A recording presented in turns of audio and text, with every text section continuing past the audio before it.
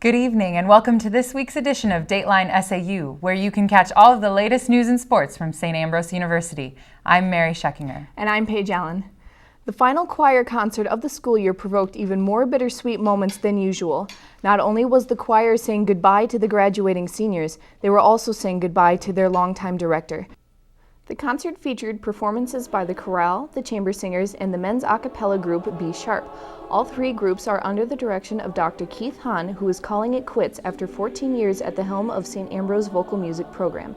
Haan also teaches voice, music education, and conducting classes and has been the musical director for several theater productions. St. Ambrose Choir alumni joined the chorale at the end of Sunday's concert to sing an original work composed as a surprise tribute to Haan by SAU Music Department Chair Dr. William Campbell. For the past few years, St. Ambrose University has identified a common academic theme for the school year, with events, lectures, and arts relating to the selected subject matter. The academic theme for next year will be sustainability. The SAU chapter of Green Life has come up with some creative ways to demonstrate that theme. The thought was one of the things about sustainability is sustainable agriculture and farming and where does our food come from.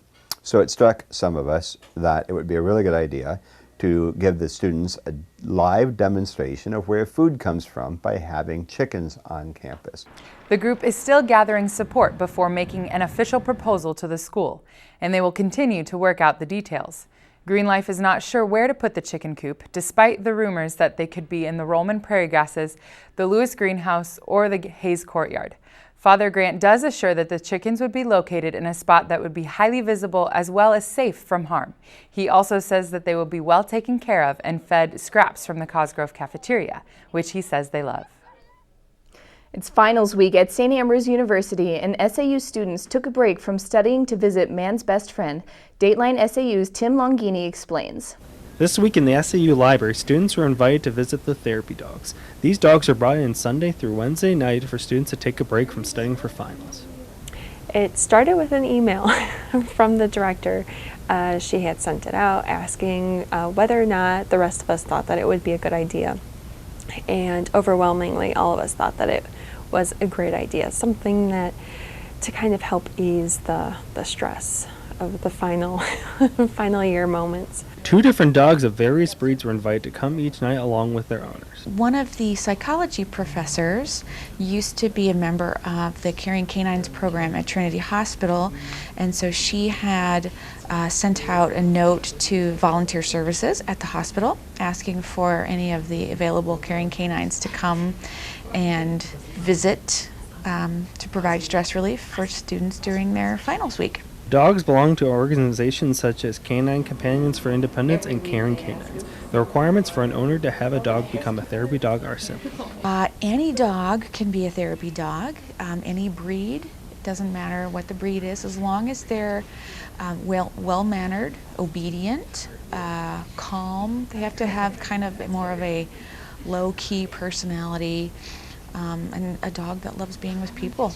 The dogs also have to go through 6 to 9 months of obedience school to learn special commands. The student reaction was positive, with large groups of students coming in for a visit. I definitely think it's a great idea. I've grown up with dogs for all my life, and seeing them here on campus, it definitely leaves a lot of stress. It feels nice. The question that comes up is, will the dogs return next year? I think that we would. I think we still have to debrief over how it went and kind of discuss any bumps in the road, but overwhelmingly it went really well. These dogs often visit hospitals and nursing homes as well. Tim Longini, Dateline SAU. The SAU campus offers a midnight breakfast each semester during finals week in order to relieve some stress. Dateline SAU's Max Zucker was there and has this story. Semester, there is a new theme to Midnight Breakfast. Your themes were superheroes.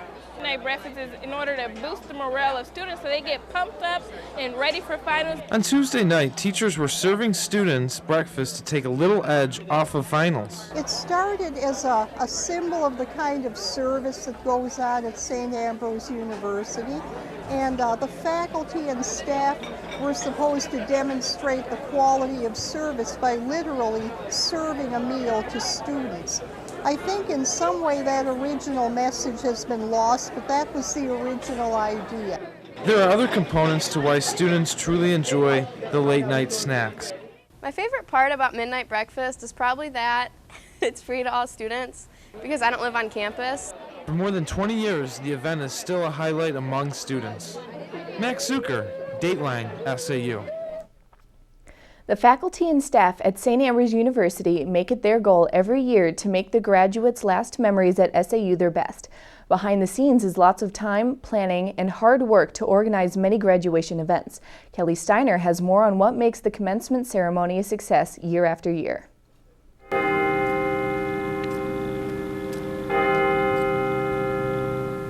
For over 500 students, this week was the last time they'll ever hear these bells tolling on the St. Ambrose campus. Commencement is the largest event for the university, and it's really important that such a major event go off without a hitch. Graduation is held each year at the iWireless Center in Moline, Illinois, but before that it was held under the Oaks in Muller Grove. The special banner hung above the stage keeps the history alive. It gives that feeling of being under the Oaks. The banner has to be hung and taken down meticulously because it wrinkles easily. But that's not all Hannon and his crew have to do. They spent 4 days setting up and tearing down for graduation. We do spend the week trying to clean up trash, any extra trash, make sure that the place is presentable for parents. Planning for commencement begins in the fall semester, and nearly every department on campus is involved. Basically, the devil's in the details, and we just really need to make sure that everybody's doing their part. Everyone involved has been doing graduations for years and do their very best to make it perfect, but they're prepared for mishaps as well. Let's just chalk that up to it being behind the scenes, and if it goes as unnoticed as possible, that's important.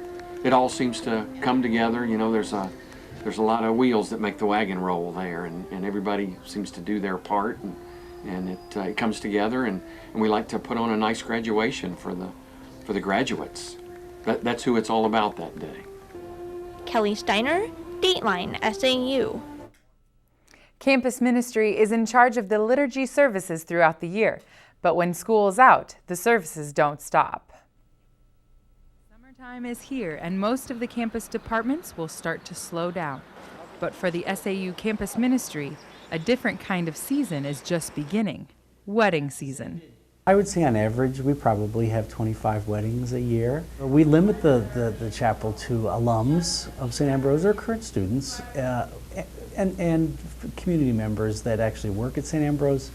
Most of the weddings happen in the summer and early fall when it is most convenient for couples and their families. Father Adam says the ceremonies are special when celebrated for the Ambrose alumni. You know, it's really wonderful when students have worshiped here during their 4 years. Very often they come to discover this is a place that their faith was nurtured and developed. Wedding preparation involves other campus ministers as well to help the couples get ready for their big day. But most often than not, couples come in and they have so many things to worry about when it comes to a wedding. They have to think of what kind of flowers and what this and what that, and they just have so many choices. So I take it as my role is really to help make the music for their wedding a very easy process, something that they shouldn't have to stress over. For most students, marriage is still in the distant future, but if and when the wedding season comes for them, SAU campus ministry will be ready. If couples are interested in having their wedding in Christ the King Chapel, they need to contact Sheila Delury in the campus ministry office. In the busy world of the radio station KALA, one man keeps the station on the air day after day. After nearly 30 years on the job at SAU, David Baker is still enthusiastic about the work he does.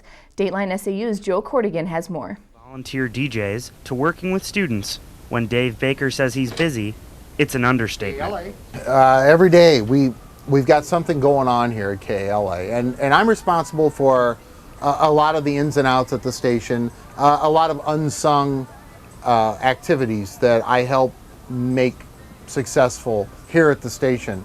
As the KALA operations manager, Dave is the man behind the curtain who keeps the radio station running. Having spent close to 30 years in the SAU communications department, Dave has dedicated his professional life to broadcast media with an emphasis on education. the most rewarding thing about KALA, the most rewarding thing here in this department is to see our students succeed and to do well. And that is the reward. And some of our students have gone to great extents, and they're not done. We've heard of the success of a few that are out there, but they're still going, and they're doing more and more. So as this communications program grows and gets bigger, I foresee great things. Dave speaks fondly of his students, who comprise just one of his many station responsibilities. Each day, Dave works hard to ensure a quality listening product for the community. And every Friday night, when the week is over, Dave does one of his favorite things on the station: go live. Oh, being on the air is fun because it's a dessert. If you consider the meal of you know, it's less of a meal. It sounds like I'm devouring all this time, you know, with our students and helping out people all through the week. But it's really the fun part. It's the dessert of this whole job. I don't have to do a show. That's not required, of course, but it's fun and I can do it, so why not? Dave and his passion for what he does is one of the many things that makes KALA a great student experience and a great community experience. Embarrassed to play sometimes because the lyrics are a little rough. But there are some great records we play at KALA. Joe Cordigan, Dateline SAU. Coming up in sports, the men and women's track teams go for a conference championship. And the St. Ambrose softball team takes their shot at advancing to the Nationals. John Rolfe has all the scores and highlights coming up after this short break. Stay tuned.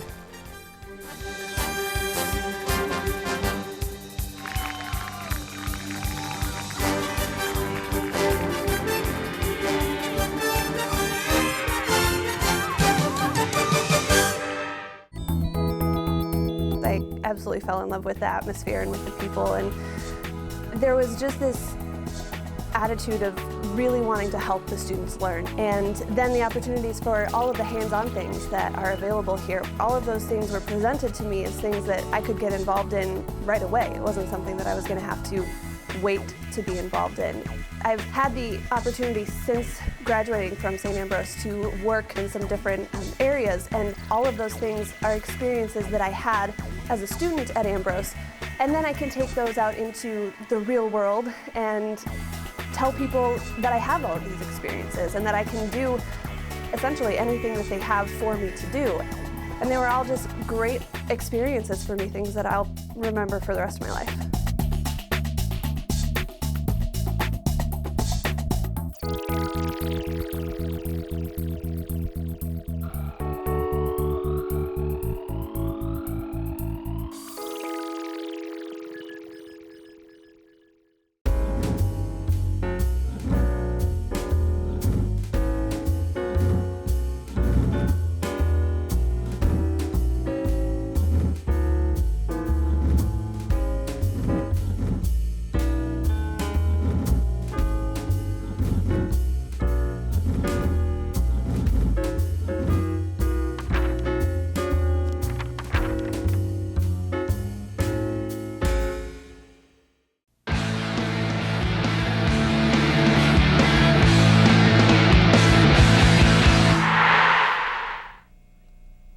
The Midwest Collegiate Conference Baseball Tournament ran into a rough week of weather and had to change venues at the midpoint of the tournament.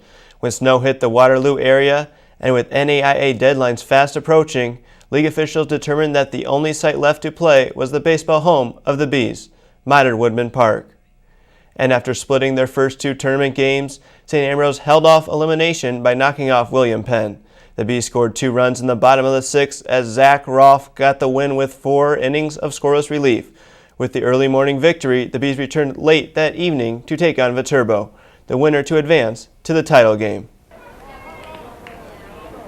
There was a wedding party looking on from the skyboxes, and it was the V-Hawks joining in on the celebration. With a runner on first, Viterbo's Blake Shepard triples to the left field corner, driving in the first run of the game.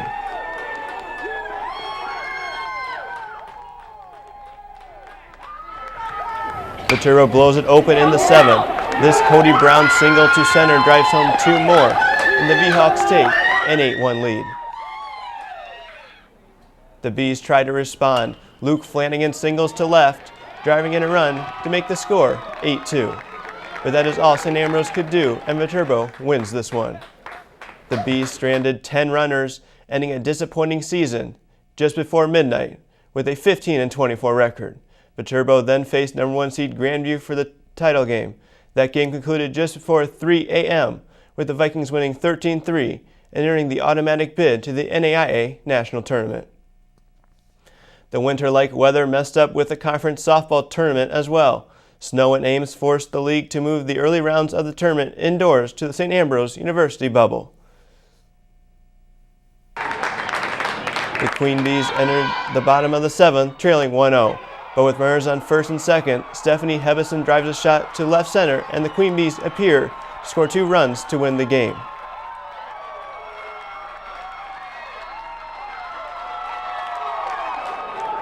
But the umpires rule a ground rule double, sending the winning run back to third, with the score now tied 1-1.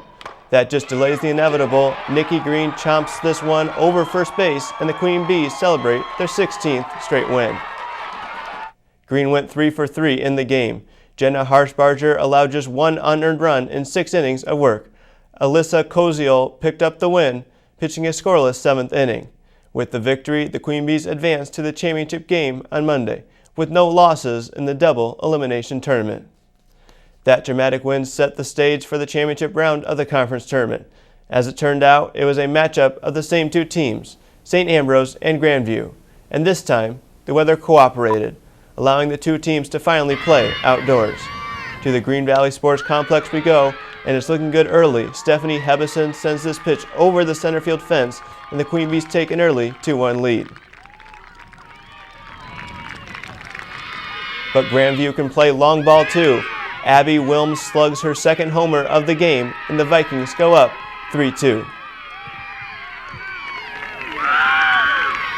Grandview comes up big in the top of the 7th as Jordan Sandquist triples to right field. 2 Vikings score to take a 5-3 lead.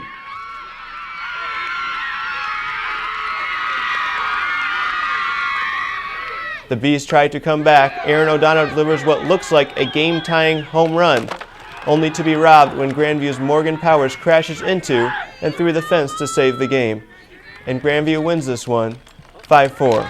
Forcing a 2nd game in the double elimination tournament. In the nightcap, the SAU Power Show continues.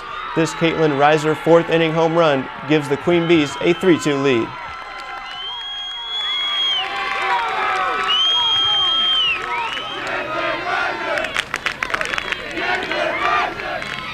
The very next batter, Samantha Saladino, sends another one into the night, and the Bees are just 6 outs away from a win and a trip to nationals.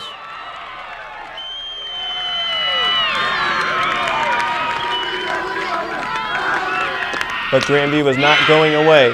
They explode for 3 big runs in the top of the 6th and add 2 more in the top of the 7th. And it is the Grandview Vikings who prevail, earning an automatic berth to the NAIA National Tournament. The 2 losses put a sad end to an outstanding season for the Queen Bee softball team. St. Ambrose finished with a school record tying 40 wins versus just 15 losses. Their 16-game winning streak is also a program best. 6 Queen Bee softball players were named to the first-team all-conference squad, and head coach Ron Farrell was named MCC Coach of the Year. Pitcher Catherine Brown, center fielder Sarah Frericks, catcher Nikki Green, utility player Stephanie Hebison, first baseman Kristen Paulson, and third baseman Caitlin Reiser all made the first-team squad. The Queen Bees won their first regular season conference title since 2001. The St. Ambrose men's and women's track and field teams recently competed in the MCC Outdoor Track and Field Championships in Oskaloosa, Iowa, and had good results. The women's team placed first in the championships, their first conference title since 2010. The Queen Bees won 7 of the 22 events en route to the title. The men's team also had a solid showing, placing second. John Darmody led the Bees by winning 4 events, setting a meet record in the 1,500-meter run in the process. Coach Dan Tomlin was named MCC Coach of the Year for both the men's and women's teams. 2 St. Ambrose athletes were named Athletes of the Week by the Midwest Collegiate Conference. John Darmody was honored for the 4th time in track for his performance at the MCC Outdoor Championships. Nikki Green also took home the honor for her performance on the softball diamond. She posted a .571 batting average for the week and led the Bees to a 6-0 record. 4 St. Ambrose athletes were named to the Capital One Academic All-District team. The honor recognizes success for student athletes both in the classroom and on the field. Fighting Bee pitcher Zach Rolfe was the lone baseball player to be honored with the award. 3 Queen Bee softball players were named to the list that included catcher Nikki Green, infielder Aaron O'Donnell, and outfielder Sarah Frericks. Nominees must be starters or important reserves. Sophomores are older and have a 3.30 cumulative GPA or higher. Even though it was a busy sports week at St. Ambrose, with several teams involved in their respective conference tournaments, the athletic department took time out to honor SAU student athletes and their families at the annual Spring Sports Banquet. St. Ambrose coaches and members of the athletic department staff joined in for the luncheon at the Rogalski Center Ballroom. Participants in basketball, bowling, golf, track, tennis, baseball, softball, dance, cheerleading, and men's volleyball were honored at the event. And that will do it for sports this week. I'm John Rolfe. Thanks, John. And that will do it for this week's edition of Dateline SAU. With the end of the school year, Dateline SAU will take some time off for the summer, but we'll be back in the fall with the latest news in sports from St. Ambrose University. With finals over and the summer beginning, we asked students what they were most excited for this summer. We leave you with their responses. Thanks for watching. Good night. I would say I'm most excited to go on the river with my friends. I am most excited to start graduate school this summer. So the summer to me is a time to enhance your learning and just, work on one's rhetoric, really. I'm going to be going to Six Flags and going to be riding some roller coasters and going on water rides. I'm looking forward to taking some time off from classes and getting a few of the books out of the way that I don't normally get to read when, there's all those textbooks to read. Just getting out of school and just being done with all the schoolwork and being done with finals and all that stress and stuff. Summer, I'm not that excited because I have to study. I'm taking my comprehensive exam in August, so I'll have to spend all my time studying.